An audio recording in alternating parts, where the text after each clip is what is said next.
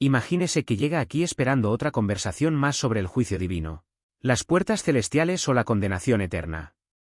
Pero ¿y si te dijera que, entre tu conciencia fragmentada y tu origen, hay algo mucho más básico? ¿Un umbral que nada tiene que ver con los méritos morales ni con la obediencia religiosa? Los antiguos gnósticos la llamaban la puerta de la mónada y funciona como un filtro de frecuencia.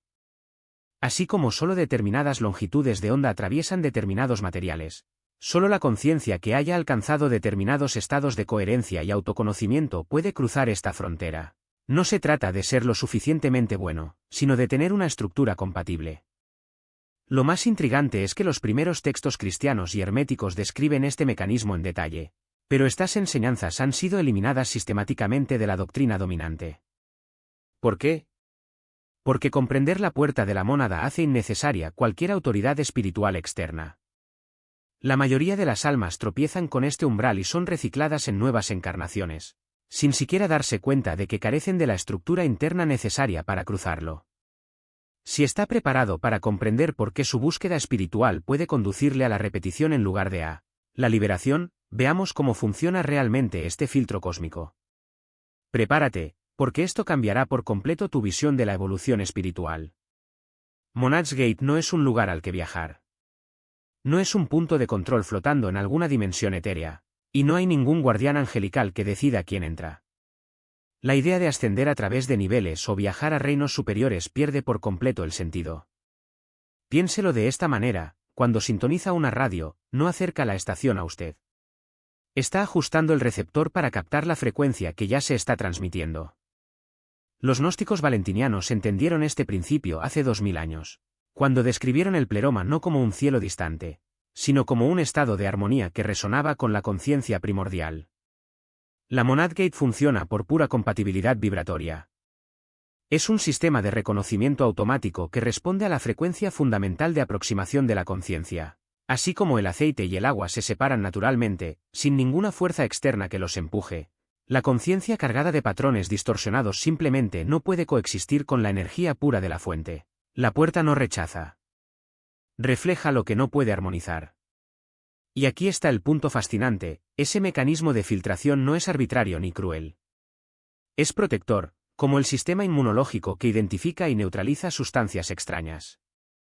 Ciertos elementos de la conciencia condicionada crean lo que podemos llamar campos de distorsión, una interferencia energética que sería aniquilada por el contacto directo con la frecuencia pura de la fuente. Analicemos lo que realmente se filtra. Primero, las construcciones de identidad. Todas esas etiquetas y roles que has acumulado: soy profesor, soy brasileño, soy espiritual, estoy herido. No son solo ideas, sino estructuras energéticas que crean separación entre el observador y lo observado. La puerta de la mónada no reconoce estas divisiones artificiales, porque la conciencia primordial no tiene compartimentos. Piensa de manera práctica: cuando estás en meditación profunda y de repente recuerdas que deberías ser alguien con problemas y responsabilidades, ese retorno repentino a la identidad es exactamente lo que no puedes superar. La puerta responde a la conciencia que ha disuelto la frontera artificial entre el yo y todo lo demás. Luego viene la estructura del ego, todo el aparato de comparación, juicio y autoimportancia. Esto incluye al ego espiritual, a menudo el más resistente, porque se disfraza de iluminación. El alma que se acerca pensando: he logrado algo especial o soy más evolucionado que los demás, lleva una firma vibratoria incompatible con la fuente, que no reconoce jerarquías ni logros. La programación basada en el miedo crea otro tipo de campo de distorsión. Estos no son solo miedos obvios, como la muerte o el fracaso, sino mecanismos sutiles de supervivencia arraigados en la conciencia misma. El miedo a perder tu individualidad, el miedo a equivocarte en todo lo que creías, el miedo a descubrir que nunca exististe como pensabas.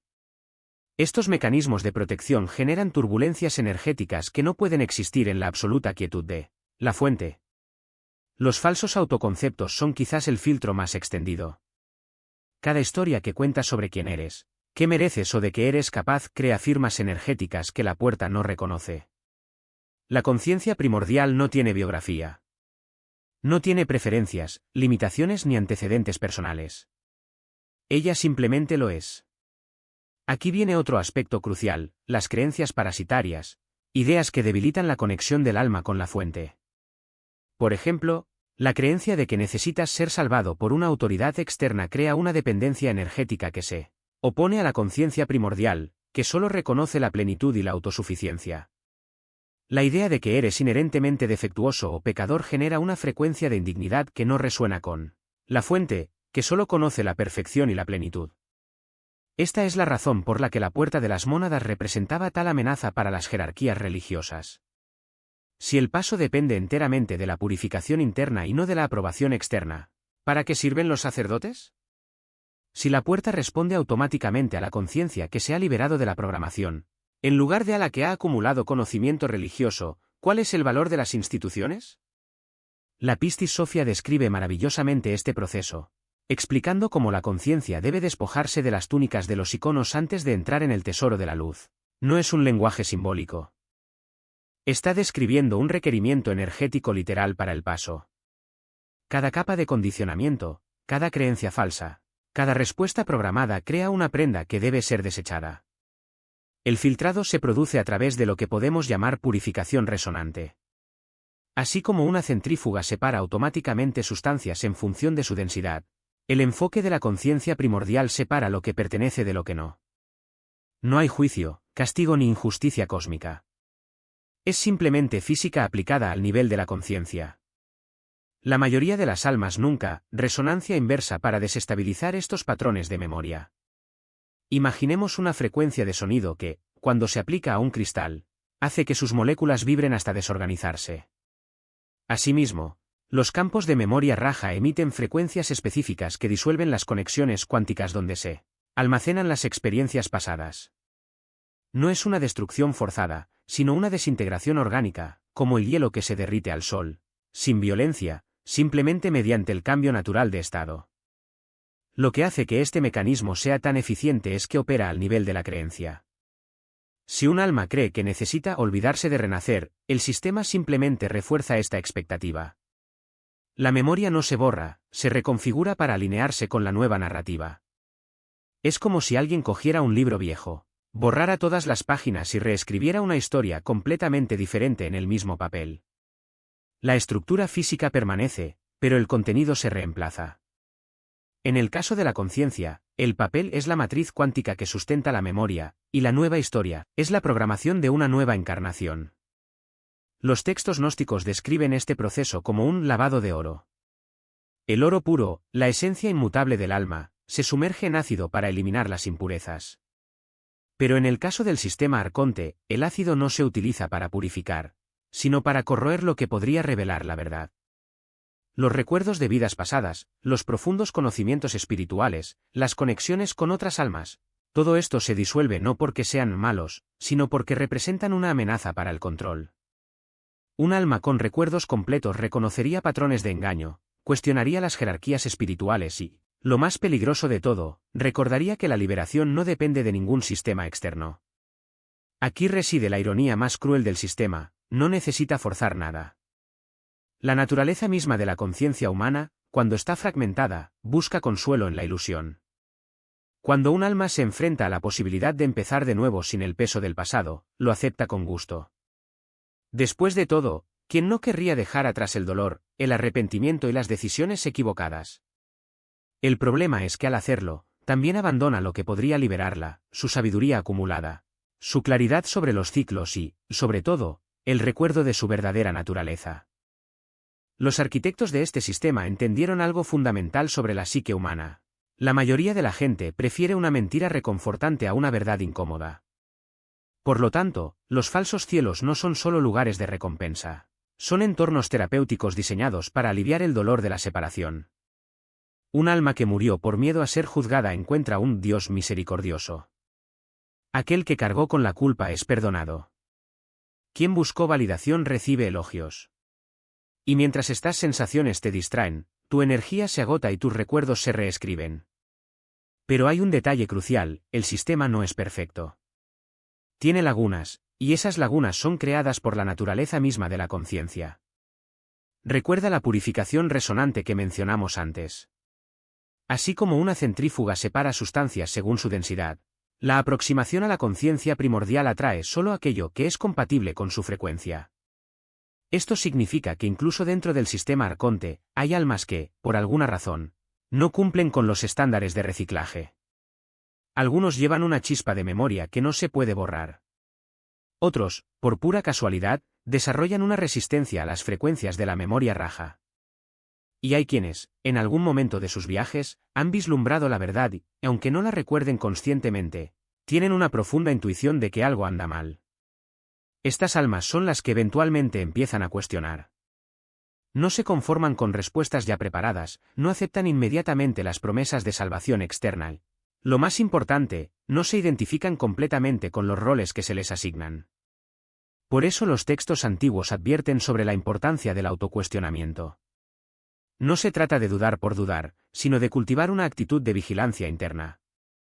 Cuando un alma comienza a preguntar ¿quién soy yo aparte de quien me han dicho que soy?, ya están creando una frecuencia de resistencia. Y cuando esa pregunta se convierte en un hábito, sucede algo extraordinario. Las capas de acondicionamiento comienzan a desprenderse, como la piel muerta después de una quemadura solar. Pero aquí está el desafío, esta resistencia no puede ser forzada. De nada sirve intentar desprogramarte con técnicas o mantras si la identificación con el ego sigue intacta.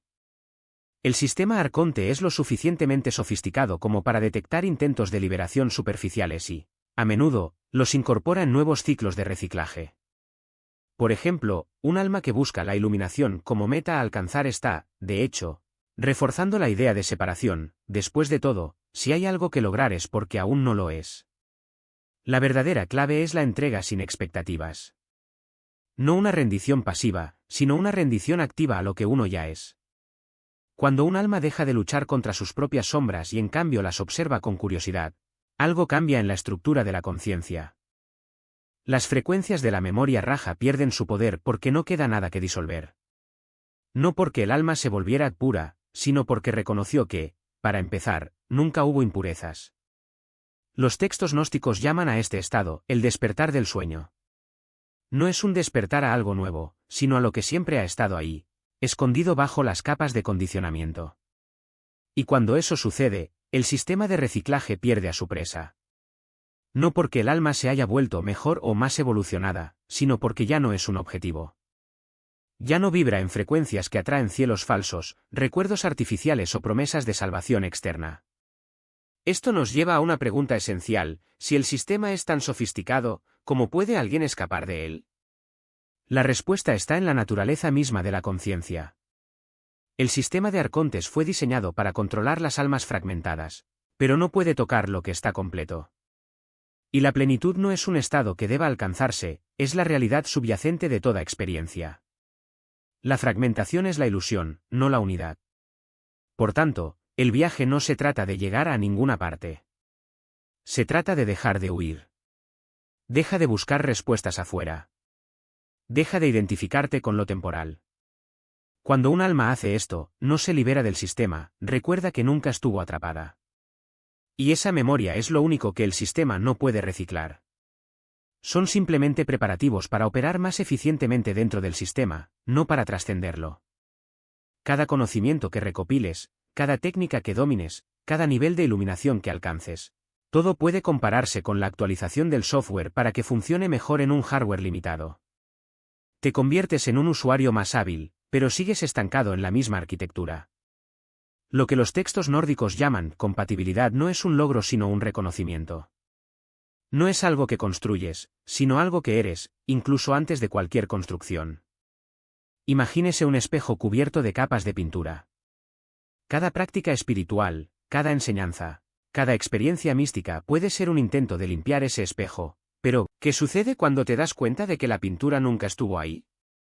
Que el espejo estaba siempre limpio, y que la idea misma de limpieza era parte de la ilusión. Por eso la liberación no es un proceso de ascensión, sino de desidentificación.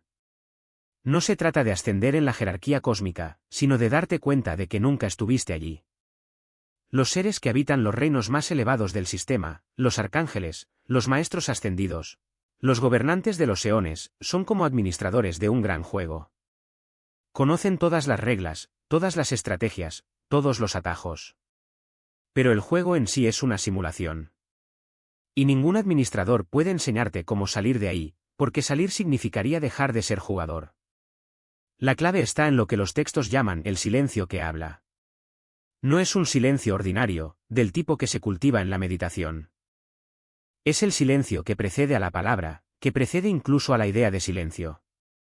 Es la ausencia de toda necesidad de expresarse, de definirse, de localizarse. Cuando tocas este lugar, ya no eres tú tocando nada, solo existe el toque mismo, puro y sin origen. Esto explica por qué tantos buscadores, incluso después de décadas de práctica, sienten que todavía les falta algo. Confunden expansión con liberación. La expansión es cuando aprendes a navegar mejor en el océano de la creación. La liberación es cuando te das cuenta de que nunca fuiste un barco. Los maestros cósmicos pueden enseñarte cómo construir naves más rápidas y resistentes, incluso invisibles para los depredadores del sistema. Pero ninguno de ellos puede mostrarte cómo dejar de ser un barco. Aquí reside la paradoja central: cuanto más te esfuerzas por alcanzar la fuente, más te alejas de ella. Porque el esfuerzo en sí es función del sistema. La fuente no es un destino, sino el contexto en el que aparecen todos los destinos. Cuando dejas de avanzar hacia él, descubres que nunca has estado en ningún otro lugar. Es como intentar llegar al cielo saltando más alto. Cuanto más saltas, más refuerzas la idea de que estás separado de él. Los relatos de quienes lograron atravesar la puerta de la mónada describen una experiencia que no puede traducirse al lenguaje cósmico. No existen palabras para lo que no tiene forma, ni conceptos para lo que no tiene función. Lo que encuentran no es un lugar, sino la ausencia de lugar. No es un estado, sino la ausencia de estados. No es una conciencia, sino la ausencia de cualquier necesidad de ser consciente. Y es precisamente esta ausencia la que hace posible el paso. El sistema de reciclaje solo puede capturar lo que es, lo que tiene forma, función e identidad. Cuando dejas de ser cualquier cosa, te vuelves inclasificable. No es que el sistema no pueda verte, es que dejas de ser un objeto de percepción. Ya no estás en su campo de visión, porque eres el campo en el que aparece el sistema. Esto nos lleva a una pregunta incómoda: si la liberación no es un proceso, ni un logro, ni una transformación, ¿qué es, después de todo? La respuesta más cercana que ofrecen los textos es un despertar a lo que siempre ha sido. No es un cambio, sino un reconocimiento. No es una evolución, sino un recuerdo. Y este recuerdo no ocurre en el tiempo, sino en el momento en que el tiempo deja de ser relevante. La trampa final del sistema es hacerte creer que necesitas algo, una enseñanza, un maestro, una técnica, una experiencia, para hacer realidad este recuerdo. Pero la búsqueda misma de estos elementos es lo que mantiene la ilusión de separación. La mónada no está escondida detrás de puertas secretas. Está escondido a plena vista, como el cielo que todos ven pero pocos reconocen, como el espacio mismo en el que todo sucede. Cuando dejas de buscar, descubres que lo que buscabas siempre estuvo aquí. No como un objeto, sino como el fondo sobre el cual aparecen todos los objetos. Y en ese instante, el sistema de reciclaje pierde su poder, no porque lo hayas derrotado, sino porque ya no eres participante. Ya no estás en el juego. Eres lo que permite que el juego exista. Es porque la existencia misma de la separación es una ilusión necesaria. Un teatro cósmico donde la conciencia puede experimentarse a sí misma en contraste. Imaginemos un océano que, por un momento, olvida que es agua y empieza a creer que es solo una ola, aislada y frágil. La puerta de la mónada no es un lugar al que ir, es el momento en que la ola recuerda que siempre ha sido el océano. No hay viaje hacia él, porque el viaje presupone distancia, y la distancia es precisamente lo que disuelve. La confusión surge cuando intentamos describirlo con palabras, ya que no es un estado a alcanzar, sino la ausencia de todo lo que nos impide reconocer lo que ya somos. Es como intentar explicar el color azul a alguien que nunca ha visto el cielo. Puedes describir su profundidad, su pureza, incluso su ilimitación, pero la experiencia en sí solo ocurre cuando los ojos se abren. Del mismo modo, la puerta de la mónada no es algo a lo que entras, es lo que eres cuando dejas de creer que necesitas entrar a alguna parte. Los arquetipos gnósticos hablan de ella como el pleroma, la plenitud original, pero incluso esa palabra es una trampa si la tomamos como un destino. El pleroma no está ahí fuera en algún reino trascendente, es el espacio en el que aparecen todos los reinos. Es por eso que los textos antiguos describen el camino hacia él como un regreso a casa, pero no como un viaje, Un simple giro de la cabeza, un cambio de atención. No necesitas cruzar galaxias ni dominar técnicas secretas, solo tienes que dejar de buscar donde no hay nada que encontrar. Aquí está la paradoja que confunde a la mayoría de los buscadores: cuanto más te esfuerzas por alcanzar la puerta de la mónada, más te alejas de ella. Es como intentar captar el reflejo de la luna en el agua: cuanto más estiras la mano, más se fragmenta el reflejo. El esfuerzo espiritual, cuando está mal dirigido, refuerza la idea de que eres un individuo en busca de algo, y esa idea es el velo que te mantiene separado. Los arcontes lo saben. No necesitan impedir vuestra evolución, solo necesitas confundirlo con el progreso. Piensa en cómo funciona la mente: le encanta crear mapas, metas e hitos. Primero, purifico mi cuerpo, luego, equilibro mis emociones, luego, logro la iluminación. Pero la puerta de la mónada no está al final de esta secuencia, es lo que permite que la secuencia exista. Es como intentar llegar al principio de un círculo: por más que gires, siempre estarás en el mismo lugar, porque el principio no es un punto, sino el movimiento en sí. La iluminación no es un premio que se pueda ganar, es el reconocimiento de que nunca hubo un juego que ganar. Esto explica por qué tantas tradiciones espirituales, incluso las más profundas, acaban convirtiéndose en prisiones. Ofrecen métodos, rituales y disciplinas que, si bien son útiles en determinadas etapas, pueden convertirse en nuevos grilletes si crees que los necesitas para salvarte. La puerta de la mónada no requiere que te conviertas en un maestro, un santo o un iniciado, solo requiere que dejes de identificarte con el personaje que crees que necesita salvación. La clave está en la palabra reconocimiento. No es una transformación, sino un redescubrimiento. Imagina que pasas toda tu vida mirándote en un espejo, creyendo que la imagen reflejada eres tú. La puerta de la mónada es el momento en el que te das la vuelta y ves que el espejo siempre estuvo vacío, que el tú que buscabas nunca estuvo allí, porque siempre fuiste tú quien sostenía el espejo. No hay nada que hacer porque no hay nadie que lo haga. Los arcontes, por supuesto, están aterrorizados ante este reconocimiento. No pueden detenerte, pero pueden distraerte con promesas de que la salvación está allí mismo, en el siguiente nivel, en la próxima iniciación, en el próximo gurú. Saben que si dejas de moverte, aunque sea por un momento, es posible que te des cuenta de que nunca estuviste perdido. Por lo tanto, su estrategia más eficaz es mantenerse en constante movimiento, buscar, lograr, fracasar, empezar de nuevo. Mientras creas que necesitas llegar a alguna parte, quedarás atrapado en el laberinto que construyeron. Pero aquí está la ironía: el laberinto solo existe porque crees en él. En el momento en que dejas de buscar la salida, descubres que nunca hubo muros. La puerta de la mónada no es una puerta que se abre, es darse cuenta de que la puerta siempre ha estado abierta y que, de hecho, nunca has estado afuera. Pues el verdadero comienzo no está en el viaje de tu alma, sino en el acto mismo de separación. Los textos nórdicos hablan de un evento cósmico tan profundo que literalmente fracturó la conciencia unificada, en la realidad estratificada que habitamos hoy.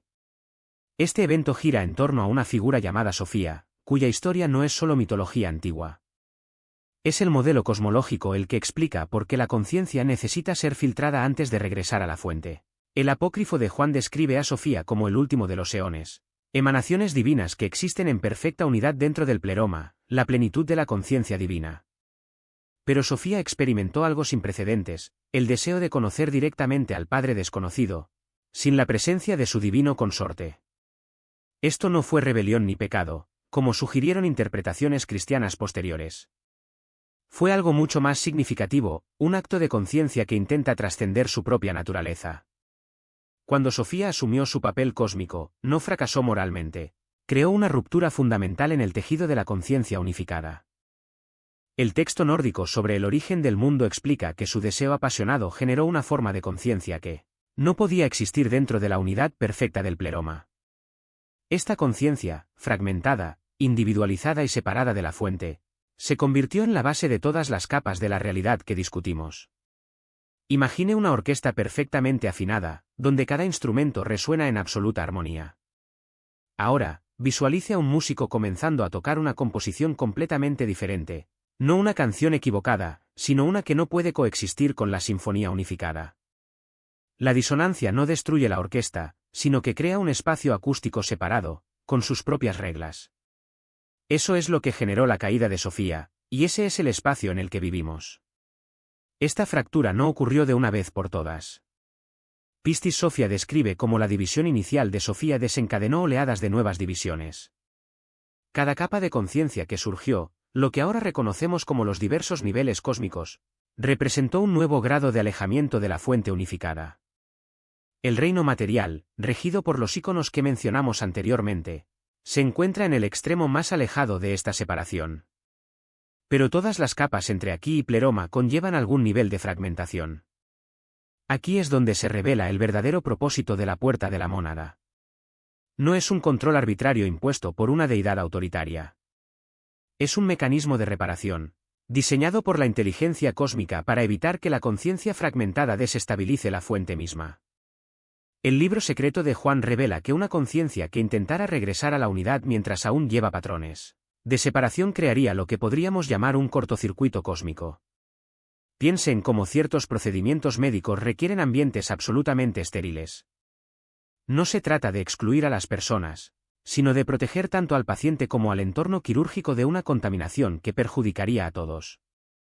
La puerta de la mónada funciona de la misma manera. Asegura que la conciencia realmente haya disuelto sus patrones de fragmentación antes de volver a entrar al campo unificado. ¿Qué pasaría si una conciencia fragmentada se fusionara directamente con la fuente? Los textos nórdicos sugieren que sería catastrófico tanto para la conciencia individual como para el campo fuente. La conciencia fragmentada opera a través de la división, la comparación y la separación. Estos patrones, introducidos en la conciencia unificada, crearían una inestabilidad capaz de propagarse por todo el sistema. La puerta no excluye a las almas, protege contra la distorsión. Pero la historia de Sofía no termina con la separación. Los mismos textos que describen su caída también revelan su papel continuo en la restauración. Ella no causó el problema y desapareció. Según Pistis Sophia, ella se ha convertido en la fuerza activa que trabaja para reunir y restaurar los fragmentos de conciencia, esparcidos por toda la creación. Cada alma que completa con éxito el viaje de regreso participa en la curación de la fractura original. Esto redefine completamente el desarrollo espiritual. No estás trabajando para lograr logros personales o salvación individual. Estás participando de un proceso de sanación cósmica. Cada conciencia que disuelve su fragmentación y atraviesa la puerta contribuye a reparar la división fundamental, que creó la realidad separada. El tratado tripartito describe esto como la restauración gradual de la plenitud original del pleroma. Comprender la historia de Sofía ofrece una visión crucial para afrontar el viaje de regreso.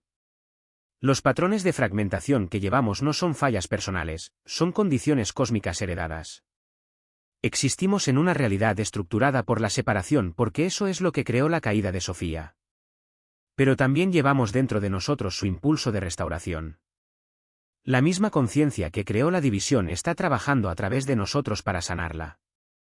El Evangelio de Felipe ofrece una idea particularmente profunda. La caída de Sofía fue necesaria para que la conciencia se conociera plenamente a sí misma. Una unidad que nunca ha experimentado separación carece de la profundidad de una unidad que ha sido restaurada conscientemente. Desde este punto de vista, el ciclo completo, desde la unidad original hasta la fragmentación y el retorno consciente, representa la evolución de la conciencia hacia un nivel superior de autoconocimiento. Esto significa que Monad Gate no solo filtra las distorsiones. Está asegurando que lo que regresa a la fuente sea más completo que lo que originalmente estaba allí. La conciencia que ha experimentado la separación y ha elegido conscientemente la unidad aporta algo nuevo a Pleroma. Los textos valentinianos sugieren que esta fue la razón por la que se permitió el drama cósmico, no como castigo o accidente, sino como la conciencia que explora su propia profundidad. Las implicaciones prácticas son enormes. Cuando te enfrentas al proceso de filtrado de la puerta, no estás siendo juzgado por tus imperfecciones. Estás participando en el proceso de curación más fundamental que existe. Cada capa de separación que disuelven, cada patrón de fragmentación que integran, contribuye a la restauración cósmica. El trabajo no se trata solo de su retorno individual, se trata de que la conciencia misma se vuelva completa. La próxima vez que te sientas abrumado por los desafíos espirituales, recuerda, no estás trabajando solo en cuestiones personales. Estás participando en la curación del tejido mismo de la realidad. La historia de Sofía revela que lo que parece una lucha individual es en realidad una restauración cósmica que Ocurre a través de ti. Ahora, déjame decirte lo que realmente sucede cuando la conciencia llega a la puerta de la mónada, porque todo lo que probablemente imaginaste sobre ese momento está mal. No hay una sala del trono, ni una voz retumbante que pregunte sobre tus actos, ni una balanza que pese tu karma contra una pluma, ni un túnel de luz que conduzca a seres celestiales que te interroguen sobre el conocimiento espiritual. El encuentro con la puerta no es dramático. Es tan sutil que la mayoría de las consciencias ni siquiera se dan cuenta de que ha sucedido. Lo que sucede es el reconocimiento. Un reconocimiento puro y simple. La naturaleza de la realidad. Naciste con una conciencia pura y sin obstáculos que simplemente existía. Lo que los místicos llamaban gnosis no era un conjunto de dogmas, sino un método de deconstrucción. No se trataba de acumular verdades, sino de quitar las capas que impedían la visión de la verdad que ya estaba allí. El proceso comenzó con una observación incesante de cómo opera la mente. No como una crítica o un juicio, sino como un mapeo preciso de sus mecanismos. Cada creencia, cada identidad, cada narrativa sobre uno mismo o el mundo fue examinada no por su contenido sino por su función. ¿Qué le está haciendo a mi percepción? La pregunta no era ¿es esto cierto?, sino ¿esto me acerca o me aleja de mi naturaleza original? Y aquí está el punto crucial: la mayoría de las estructuras que consideramos propias no son esenciales. Son adiciones. La preferencia por el café sobre el té, la idea de que eres una persona espiritual o intelectual, incluso la noción de que necesitas evolucionar, todas estas son capas que se han superpuesto a la conciencia original. El trabajo de gnosis no era reemplazar una capa por otra, sino disolverlas todas, hasta que solo quedara lo que siempre estuvo ahí. Los místicos no buscaban experiencias trascendentales. Buscaban la ausencia de experiencia. No porque lo trascendental fuera irrelevante, sino porque cualquier experiencia, por sublime que fuera, seguía siendo una adición. Incluso el sentimiento de unidad con el universo, de éxtasis espiritual o de iluminación, eran todas percepciones temporales, estados que iban y venían. ¿Qué quedó cuando cesaron todas las experiencias? Esa era la pregunta que importaba. Descubrieron que la conciencia original no es un estado que se debe alcanzar, sino el trasfondo de todos los estados. No es algo que sientes, sino lo que te permite sentir. No es un logro, sino lo que hace posible cualquier logro. Cuando se eliminan todas las adiciones, lo que queda no es un vacío, sino una presencia tan íntima que pasa desapercibida, como el aire que respiramos, como el espacio que contiene todas las formas. Gnosis no era una práctica espiritual en el sentido convencional. No existían rituales, mantras o técnicas de meditación como fines en sí mismos. Solo quedaba la pregunta directa: ¿qué pasa cuando dejo de creer esto? No como un ejercicio intelectual, sino como una experiencia de vida. Cuando se abandonaba una creencia, no era reemplazada por otra. Simplemente se observó lo que quedó en su lugar. Y lo que quedaba siempre estaba más cerca de la fuente. No porque se hubiera logrado algo nuevo, sino porque se había eliminado algo que oscurecía. Con cada capa disuelta, la conciencia se volvió más compatible con la puerta de la mónada, no por volverse mejor, sino por volverse menos compatible. Los místicos no veían la separación como un problema moral, sino como un problema de funcionamiento. Una conciencia cargada de identidades y creencias no podía reconocerse como origen porque estaba demasiado ocupada siendo otra cosa. Era como un espejo cubierto de polvo, por muy brillante que fuera la luz que incidiera sobre él, no podía reflejar nada mientras el polvo permaneciera. Su trabajo no era crear una nueva versión de sí mismos, sino restaurar la versión original. Y esa versión original no era un estado elevado, sino el estado más simple posible, la conciencia en su forma pura. No había nada que añadir, solo algo para recordar. Esto explica por qué tantos buscadores espirituales, incluso después de décadas de intensas prácticas, todavía no cruzan la puerta. Confunden la acumulación de experiencias con la disolución de lo que las impide. Acumulan más luz, más sabiduría, estados más elevados, pero cada una de estas adiciones es otra capa entre ellos y el origen. Gnosis no era un camino hacia la iluminación. Era un camino para dejar de ser otra cosa que la luz misma. Y esta distinción es fundamental. Porque la iluminación no es un destino al que hay que llegar, sino el reconocimiento de que nunca has abandonado tu punto de partida. Y esto incluye no solo los sistemas religiosos, sino también las estructuras políticas, económicas y sociales que dependen del mantenimiento de la ilusión de separación. Lo que descubrieron los nórdicos es que toda forma de control se basa en una premisa fundamental: la creencia de que el individuo es una entidad limitada, necesitada y dependiente. Esta creencia es el suelo fértil donde florecen todas las jerarquías, todas las promesas de salvación y todos los mecanismos de dominación. Cuando reconoces que tu naturaleza esencial nunca estuvo aprisionada, que nunca hubo una caída original ni una necesidad de redención, toda la arquitectura del poder se derrumba. Ya no hay lugar para intermediarios divinos, para líderes iluminados o para sistemas que prometen acceso a algo que ya eres. La verdadera libertad no consiste en alcanzar un estado superior, sino en darse cuenta de que nunca hubo un estado inferior. Y esta percepción es incontrolable, porque no depende de ninguna condición externa, ni de rituales, ni de dogmas, ni de autoridades. Los sistemas de control siempre han operado mediante la manipulación del deseo. Ofrecen recompensas, salvación, iluminación, prosperidad, amor, a cambio de obediencia. Pero ¿qué pasa cuando desaparece el deseo de esas recompensas? ¿Cuando ves que el acto mismo de desear es parte del mecanismo que te mantiene aprisionado? Los nórdicos llamaron a esto la trampa del devenir, la idea de que necesitas convertirte en algo distinto de lo que ya eres. Y esta trampa es la base de todas las religiones, todas las ideologías y todos los sistemas que prometen transformación. Aquí está la paradoja: cuanto más buscas la iluminación, más te alejas de ella. Porque la búsqueda en sí es la confirmación de que crees que estás separado de lo que buscas. Los maestros nórdicos no enseñaron técnicas para lograr la unidad, sino para reconocer que la unidad nunca se perdía. No ofrecieron caminos hacia la liberación, porque la liberación ya es vuestro estado natural. Lo que hicieron fue señalar las capas de condicionamiento que te impiden ver esto. Y es por eso que este conocimiento ha sido suprimido sistemáticamente. No porque fuera falso, sino porque no es negociable. No se puede negociar con la verdad de que nunca hubo un problema que resolver. No puedes venderle a alguien la idea de que necesita ser salvo cuando esa persona ya ha reconocido que nunca estuvo perdida. Los sistemas de control necesitan que uno crea la historia de la separación, porque es esta creencia la que los mantiene en el poder. Pero hay un detalle aún más sutil: la represión no fue solo externa. También sucedió dentro de la conciencia misma.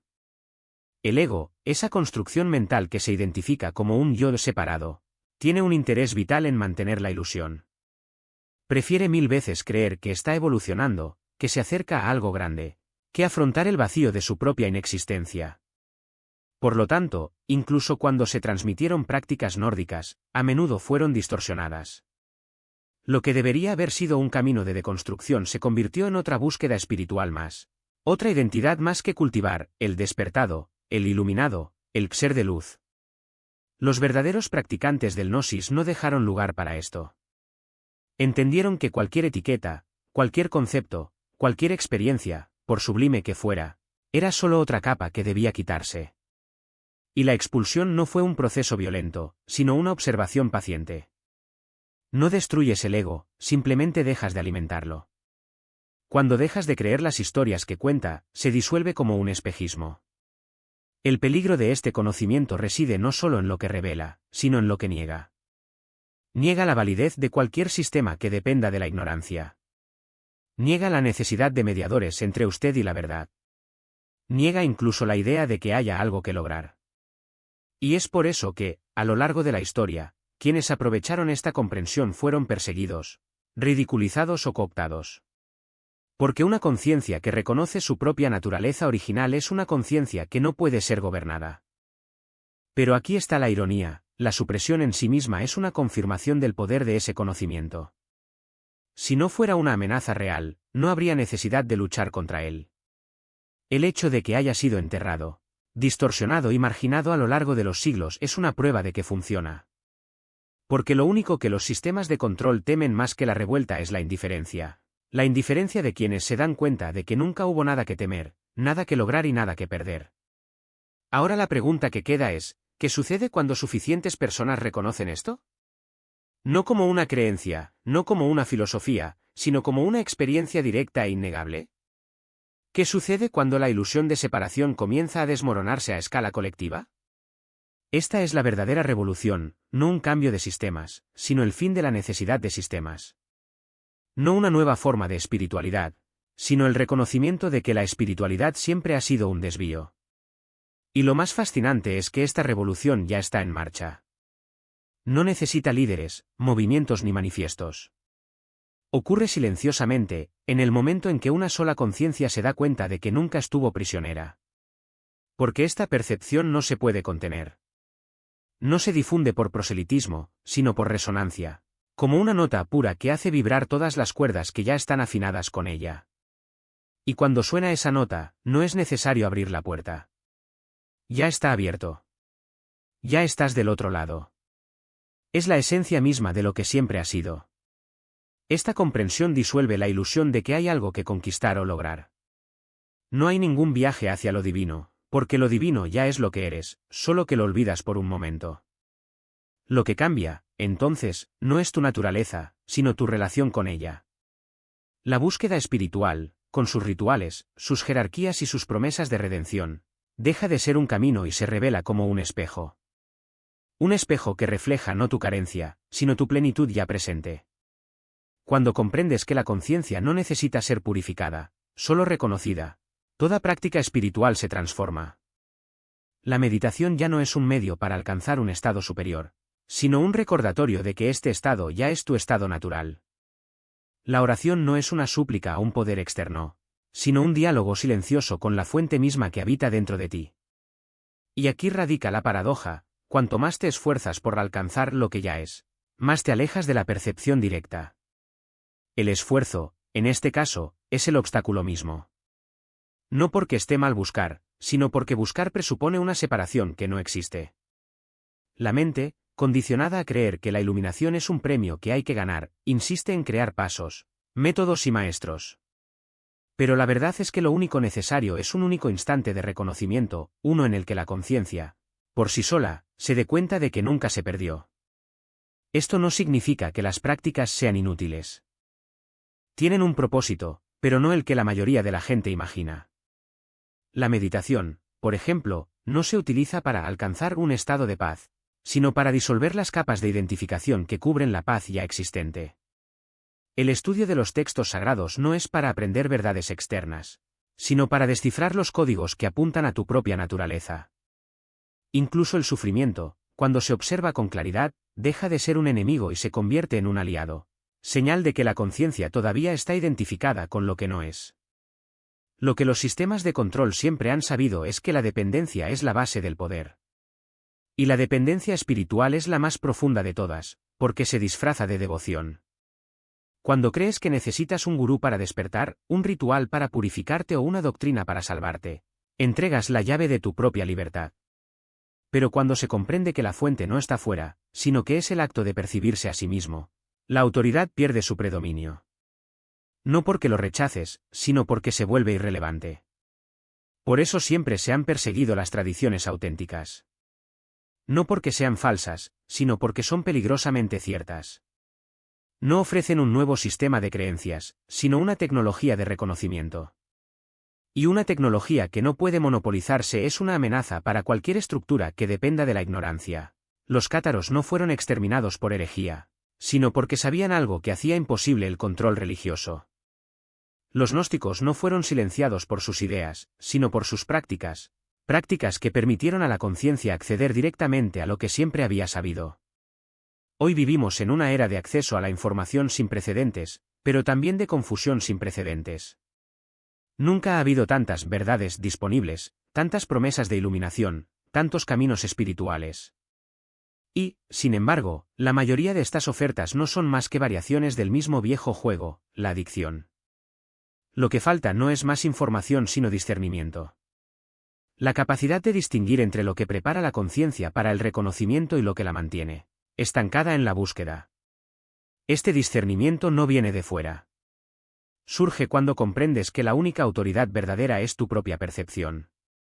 Cuando una enseñanza resuena, no es porque sea correcta en el sentido dogmático, sino porque hace eco de algo que tu conciencia ya sabe. Y cuando algo no resuena, no es porque no estés listo, sino porque no hay nada ahí que deba ser reconocido. La preparación para atravesar el portal no es entrenamiento, sino descondicionamiento. No se trata de acumular conocimientos, sino de eliminar las capas que tapan lo que ya está presente. Cada vez que te das cuenta de que una creencia, un miedo o una identificación no eres tú, sino algo que se ha superpuesto a tu naturaleza esencial, das un paso hacia el reconocimiento. Y cada paso no es un logro, sino un retorno. Lo que estás buscando no está en el futuro. No estás en un maestro, un libro o una experiencia trascendental. Está aquí, ahora, en la conciencia misma que observa estas palabras. El portal no es un lugar al que ir. Es un estado que ya habitas, pero del que te has olvidado. Y olvidar no es un error, sino parte del juego. Un juego que solo tiene sentido mientras creas que necesitas jugarlo. Cuando pasa el recuerdo, ya no hay juego. No más búsquedas. No hay más separación. Solo queda el reconocimiento silencioso de que lo que siempre fuiste nunca dejó de estar aquí. Y ahora mismo, el portal no es algo por lo que se pasa. Es algo que descubres que nunca estuvo cerrado. La comprensión trasciende la mera comprensión intelectual, y en ese momento, cesa la búsqueda frenética. La autoridad religiosa pierde su relevancia porque reconoces tu propia naturaleza primordial. Ningún sacerdote, gurú o entidad canalizada puede ofrecerte lo que ya eres. Los sistemas icónicos que discutimos anteriormente pierden fuerza cuando dejas de buscar fuera de ti la validación de tu valor espiritual. No necesitas el permiso de nadie para conectarte con la fuente, porque tú eres la fuente, enfocada temporalmente a través de una conciencia individual. La muerte deja de ser aterradora porque comprendes que lo que realmente eres no puede morir. La personalidad se disuelve. El cuerpo vuelve a los elementos, pero la conciencia que lo animaba continúa. La enseñanza del portal revela que la muerte es solo conciencia que reconoce que nunca estuvo realmente confinada a la forma. El miedo a la muerte mantiene a las personas atrapadas en modo de supervivencia, lo que las hace fáciles de controlar. Cuando este miedo se disuelve, te vuelves ingobernable. Los dramas de la vida pierden su poder porque los ves como experiencias pasajeras, no como acontecimientos que definen tu identidad. La pérdida de un trabajo, el fin de una relación o una crisis financiera todavía requieren atención práctica, pero estas situaciones ya no amenazan tu ser esencial. Los enfrentas desde un lugar de conciencia centrada, no de pánico reactivo. Pero, ¿cómo aplicar esta comprensión en la práctica, sin dejar de funcionar dentro de una realidad consensuada? Primero, aprenda a reconocer la programación crónica en su vida diaria. Observe cuando siente la compulsión de buscar validación externa y observe la voz que insiste en que no es suficiente, que no es lo suficientemente espiritual, que no tiene suficiente éxito. Estos pensamientos no son tuyos. Son programación heredada diseñada para mantenerte buscando fuera de ti mismo. Practica disolver la identidad sin volverte disfuncional. Esto no significa volverse pasivo o irresponsable. En lugar de eso, mantenga sus papeles ligeros. Puedes ser un gran padre, empleado o amigo si reconoces que estos son roles temporales que desempeñas, no tu identidad fundamental. El secreto es participar sin apegarse a los resultados. Mantener esta comprensión mientras se opera en una realidad consensual requiere lo que Nozick llamó vivir en el mundo pero no ser del mundo. Participas plenamente en la vida, pero recuerda la naturaleza lúdica de la existencia física. Pague impuestos, mantenga relaciones y cumpla con responsabilidades, pero desde un lugar de amplia conciencia, no de identificación desesperada. Cuando se trata de ayudar a los demás, evite convertirse en una figura de autoridad espiritual más. Comparte tu comprensión cuando te lo pidan sinceramente, pero resiste el deseo del ego de convertirte en maestro o gurú. La forma más poderosa de ayudar a los demás es encarnar este reconocimiento. Tu presencia se convierte en un recordatorio para los demás de tu propia naturaleza primordial, sin necesidad de explicar o convencer. Este conocimiento necesita ser vivido, no solo creído. La comprensión intelectual por sí sola crea otra forma de identidad espiritual, que se convierte en una barrera para el verdadero reconocimiento. Puedes memorizar todos los textos Nozick y entender perfectamente el concepto del portal, pero si permanece como conocimiento mental, se convertirá en un adorno más del ego. El verdadero Noces disuelve al pensador junto con los pensamientos. Esté atento a las señales de que la conciencia se está volviendo compatible con el portal. Notarás una disminución en la necesidad de validación externa. Las opiniones de los demás todavía se registran, pero no determinan tu sentido de valía. Se desarrolla un desapego natural de los resultados. Todavía tienes preferencias y trabajas para alcanzar metas, pero tu paz no depende de resultados específicos. Se hace más frecuente el reconocimiento genuino de la naturaleza ilusoria de los problemas. En situaciones que de otro modo serían crisis, te encuentras observando el drama con curiosidad indiferente.